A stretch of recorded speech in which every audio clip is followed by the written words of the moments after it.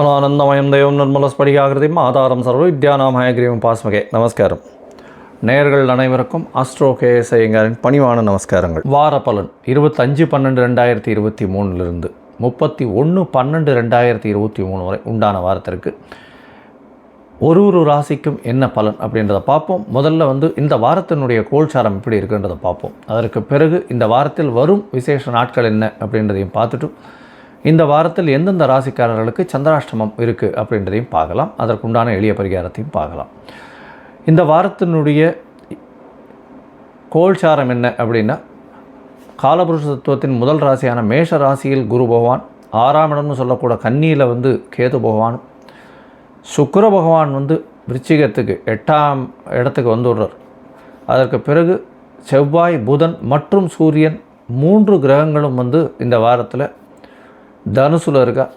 சனி பகவான் ஏற்கனவே மாறிட்டார். இந்த வாரத்தில் கும்பத்தில் சனி பகவானும், ராகு பகவான் மீனத்திலையும் இருக்கா. இந்த வாரத்தில் பார்த்தாலேனால் சந்திர பகவான் ரோகிணி நட்சத்திரத்திலிருந்து மக நட்சத்திரம் வரலும் போகிறார்.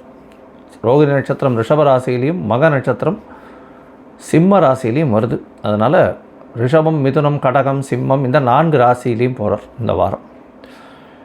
இந்த வாரத்தில் வரக்கூடிய விசேஷ நாட்கள் அப்படின்னு பார்த்தாலேயானால் இந்த வாரம் ஆரம்பிக்கும் பொழுதுலேருந்தே ரொம்பவும் விசேஷம். 26ஆம் தேதி பௌர்ணமி, மிகப்பெரிய ஏற்றம்.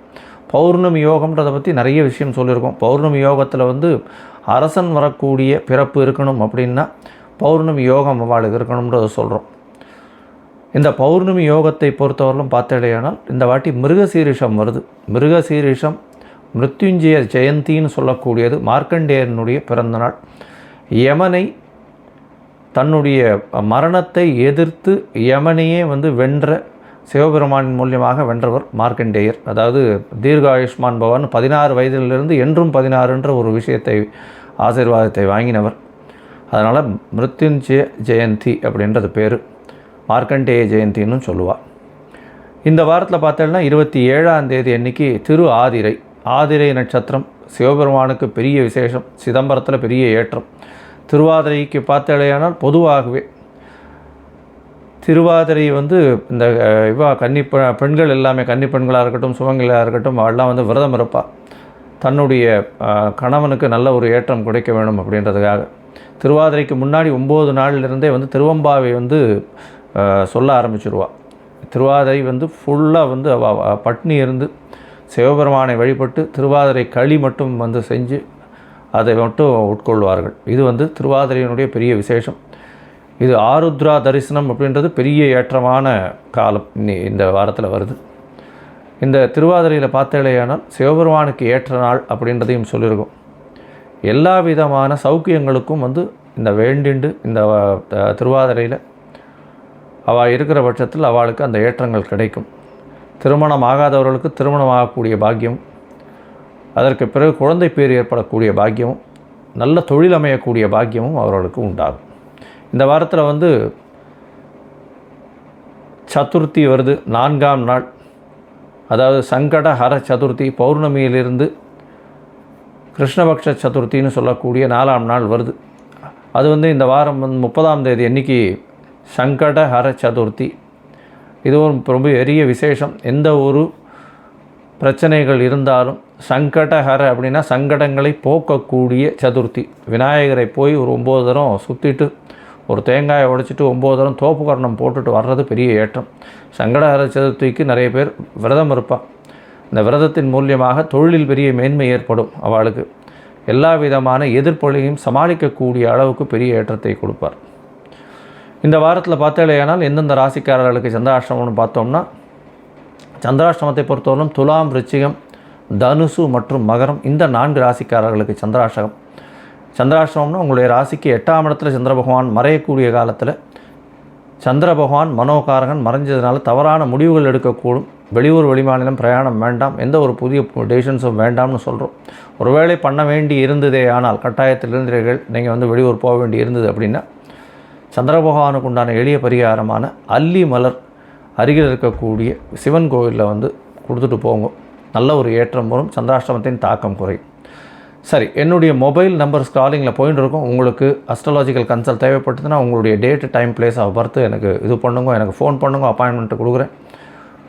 உங்களுக்கு உண்டான date, time, birth, place of birth இது எல்லாத்தையும் வந்து பார்த்துட்டு, டைம் கரெக்ஷன்ஸ் இருக்கான்னு பார்த்துட்டு, சந்தி இருக்கான்னு பார்த்துட்டு, அதற்கு ஏற்றார் உங்களுடைய தசாபுக்தி, அந்தரம், சூக்ஷ்மம் எப்படி இருக்குன்றதையும் பார்த்து, இன்றைய காலகட்டத்தில் உங்களுடைய கோல்சாரம் எப்படி இருக்குன்றதையும் பார்த்து, உங்களுக்கு உண்டான எளிய பரிகாரம், உங்களுடைய பிரச்சனைகள் என்ன அப்படின்றத அசஸ் பண்ணி சொல்கிறேன். இப்போது ஒரு ராசியாக 25/12/2023 31/12/2023 வரை உண்டான வாரத்திற்கு மேஷம் முதல் மீனம் வரை எப்படி இருக்குன்றதை பார்க்கலாம். சிம்மம், மகம், பூரம், உத்திரம் இந்த 3 நட்சத்திரம் 9 பாதங்களை கொண்ட ராசி. ராசியின் அதிபதினு சொல்லக்கூடிய ஒரு சூரிய பகவான் ராசிக்கு 5ஆம் இடத்துல இருக்கார். குருவும் பார்வையில் இருக்கிறது பெரிய விசேஷம். சிம்மாதிபதியும் சரி, சிம்மமும் சரி, குருவின் பார்வையினால் சுபத்துவம் அடைகிறது பெரிய விசேஷம். இதன் மூலியமாக பார்த்தேனால் கண்டிப்பாக நல்ல ஒரு ஏற்றமான காலம், எதை நினைத்தாலும் அடையக்கூடிய காலகட்டமாக இருக்கும். எந்த ஒரு பிரச்சனைகளிலிருந்தும் விடுபடக்கூடிய வாய்ப்புகள் நிச்சயமாக உண்டு. 5ஆம் இடத்துல பார்த்தேனால் இப்போ செவ்வாய் பகவானும் வரார். உங்களுடைய மிகப்பெரிய யோகர்னு சொல்லக்கூடியவர் 5ஆம் இடத்துல போய் உட்கார்றார். ஏன்னா 4-9க்கு அதிபதியான செவ்வாய் பகவான் 5ஆம் இடத்துல போய் உட்கார்ந்து பரிவர்த்தனை யோகம் பெறார். அதனால் 5ஆம் அதிபதியும் 9ஆம் அதிபதியும் ஆட்சி பெற்றதற்கு சமம். அதனால் 1, 5, 9 ரொம்ப ஸ்ட்ராங்காக இருக்கிறதுனால நீங்கள் சொல்லக்கூடிய விஷயங்கள் எல்லாமே வந்து வெற்றிகரமாக இருக்கக்கூடிய காலகட்டம். பூர்வ புண்ணியம் ரொம்ப அதிகமாக இருக்கிறதுனால நீங்கள் எதை தொட்டாலும் வெற்றி மட்டுமே நிச்சயமாக உண்டு. ஆனால் சனி பகவான் உங்களுடைய ராசிக்கு சமசப்தமத்தில் கண்ட சனியாக வந்து இருக்கிறதுனால கண்டிப்பாக உடல் நலத்தை கேடுபடுத்துவார். ஜாகிரதையாக இருக்கிறது ரொம்பவும் நல்லது. உங்களுடைய ராசிக்கு 8ஆம் இடத்தில் இருக்கக்கூடிய ராகு பகவான் மறைந்த இடத்திலிருந்து பிரச்சனைகளை கொடுப்பார். இருந்தாலும் பணவரவிற்கு பஞ்சம் இருக்காது. பேச்சில் நிதானம் தேவை. கேது பகவான் 2ஆம் இடத்துல இருக்கிறதுனால பேச்சில் நிதானம் தேவை. ஏன்னா பேச்சில் வந்து நீங்கள் பேசக்கூடியதை அடுத்தவங்க புரிந்து கொள்ள மாட்டார்கள். அதன் மூலியமாக பிரச்சனைகள் அதிகமாக வரக்கூடிய வாய்ப்புகள் நிச்சயமாக உண்டு.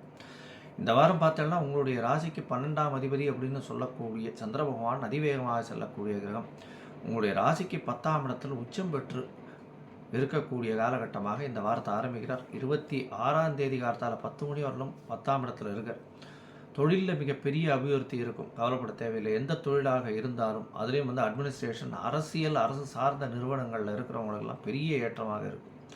நீங்கள் சொல்லக்கூடிய விஷயங்கள் எல்லாவற்றையுமே வந்து நிச்சயமாக மக்கள் நம்பக்கூடிய காலகட்டமாக இருக்கும். சிறு சிறு பிரச்சனைகள் வந்து சேரும். இருந்தாலும் அது நாளடைவில் சரியாக போகக்கூடிய காலகட்டமாக இருக்கும்.